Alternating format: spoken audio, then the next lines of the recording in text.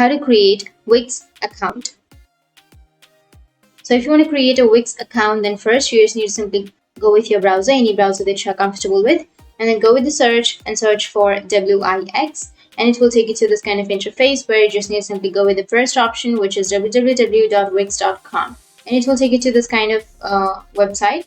So go with get started and it will take you to the sign up page. So if you've not created your account and if you want to create your Wix account, then you just need to simply go with your email, enter your email address, and then again confirm your email address.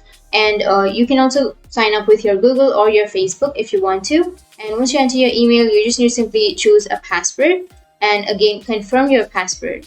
And once you've confirmed, now click on the sign up option. So once you enter your email and your passwords, just go with sign up. And here it will ask you what are you creating a website for. So you just need to simply go with myself, or if you are creating it for a client, then you can go with the second option and then go with continue. And if you want to start a chat, AI chat, then you can go with start chat, or you can set up without the chat. And you can simply follow the on-screen questions and then choose the options and go with continue, which is on the right.